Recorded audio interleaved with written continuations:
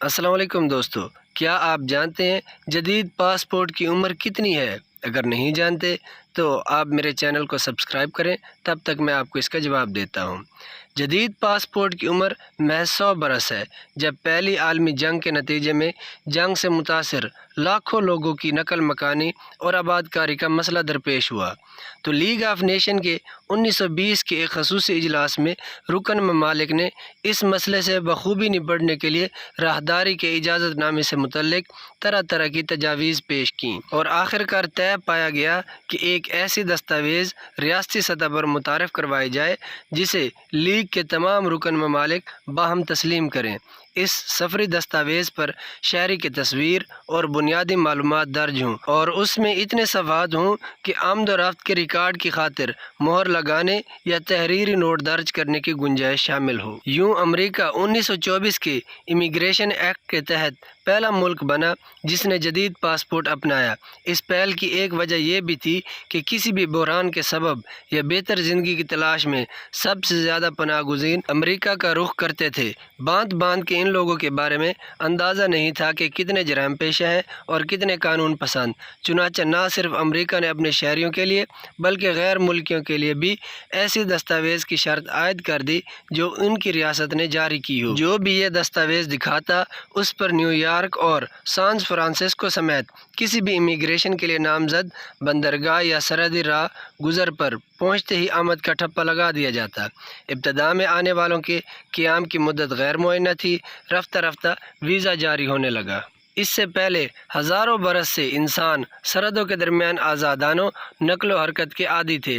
سیاحت و تفریح کے لیے بیرون ملک جانے کا کوئی تصور نہیں تھا۔ فاصلے طویل اور انجان تھے۔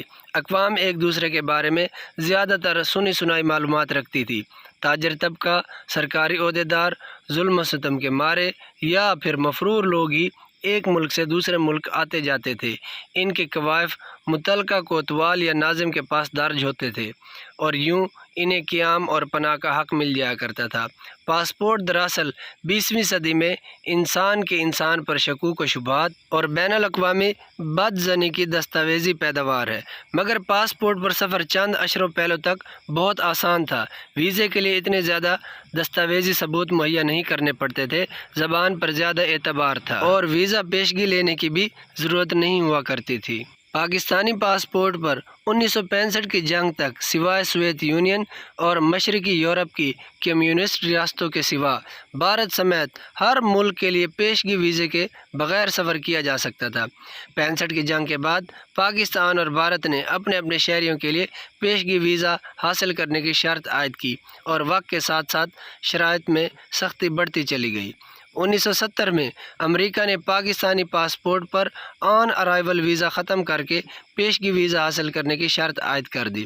1972 میں ذوالفقار علی بھٹو کی حکومت نے عام آدمی کے لیے پاسپورٹ کے حصول کا طریقہ کار انتہائی آسان بنا دیا۔ اس کے سبب خلیجی ممالک میں روزگار کے حصول کے لیے عام پاکستانیوں کی ایک بڑی تعداد سفر کرنے کے قابل ہوئی۔ اس سے پہلے عام شہری کو بین الاقوامی پاسپورٹ اتنی آسانی سے جاری نہیں ہوتا تھا، اسے صرف حج پاسپورٹ آسان انداز میں جاری ہوا کرتا تھا۔ 1974 میں پاکستانی پاسپورٹ پر ایک اضافی مہر لگنا شروع ہوئی کہ یہ دستاویز سوائے اسرائیل اور جنوبی افریقہ کے ہر ملک کے لیے کارآمد ہے۔ آج اسرائیل واحد ملک ہے جہاں پاکستانی پاسپورٹ پر جانے کی اجازت نہیں۔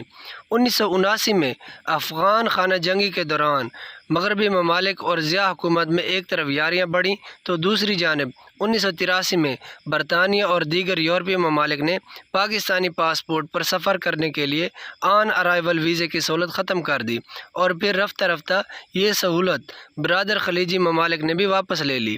9/11 کے بعد یہ بے توقیری مزید بڑھی۔ جیسے جیسے بین الاقوامی سطح پر دہشت گردی میں پاکستانی شہریوں کے ملوث ہونے یا انسانی سمگلنگ و منشیات کی گزرگاہ کا تاثر جڑ پکڑتا گیا، پاکستانی پاسپورٹ کا اثر بھی ویسے ویسے ہی سکڑتا چلا گیا۔ وہ پاسپورٹ جو 40 برس پہلے کسی بھی ترقی یافتہ ملک کے پاسپورٹ کا ہم پلہ تھا، آج یہ حال ہے کہ اس پر 199 ممالک میں سے صرف 32 ممالک کے لیے بغیر پیشگی ویزے کے سفر ممکن ہے، جبکہ بنگلہ دیش کے پاسپورٹ پر 41 اور بھارت کے پاسپورٹ پر 61 ممالک کا بغیر پیشگی ویزا سفر ممکن ہے۔ پاکستان سے نیچے صرف شام، عراق اور افغانستان ہے جن کے شہری بالترتیب 30، 29 اور 27 ممالک میں بنا پیشگی ویزے کے داخل ہو سکتے ہیں۔ 2018 کی فہرست میں ہم نیچے سے 5ویں تھے، مگر ایک اور ملک نے پیشگی ویزے کی سہولت واپس لے لی اور اب ہم نیچے سے 4تھے نمبر پر ہیں۔ یہ رینکنگ کم و بیش 2016 کے بعد سے مسلسل برقرار ہے۔ پاکستانی پاسپورٹ ہولڈرز اس وقت 28 ممالک کے پیشگی ای ویزا کے لیے آن لائن اپلائی کر سکتے ہیں۔ ان میں قابل ذکر جنوبی افریقہ، Zimbabwe, Kenya, Madagascar, Uganda, Kyrgyzstan, Tajikistan, Azerbaijan, Malaysia, Myanmar, Cambodia, UAE اور بحرین شامل ہیں۔ 20 ممالک میں ای ویزے کے ساتھ ساتھ ویزا آن ارائیول کی سہولت بھی دستیاب ہے، جن میں Kenya, Madagascar, Brunei, Burundi, Maldives, Mauritania, Nepal, Sierra Leone, Somalia شامل ہیں، جبکہ صرف 10 ممالک میں پاکستانی ویزا فری داخل ہو سکتے ہیں، جن میں Qatar, Belarus, Dominican Republic, Haiti, Micronesia, Saint Vincent and the Grenadines, Samoa, Trinidad and Tobago, Vanuatu. دل پر ہاتھ رکھ کے بتائیے گا کہ مذکورہ ویزا فری 10 ممالک میں سوائے قطر کے کتنے پاکستانی باقی 9 مقامات کی سیر، روزگار یا تعلیم کے لیے جانا چاہتے ہیں، جبکہ پاکستان میں 65 ممالک کے باشندے ویزا آن ارائیول کی سہولت سے مستفید ہو سکتے ہیں، اور ہم ہیں کہ اپنے باشندوں کے لیے ان 65 ممالک سے بھی ویزا آن ارائیول کی سہولت نہ منوا سکے۔ اگر آپ کو یہ ویڈیو معلوماتی لگی ہو تو ہمارے چینل کو سبسکرائب کر دیجیے گا۔ ملتے ہیں اگلی ویڈیو میں، تب تک کے لیے اللہ حافظ۔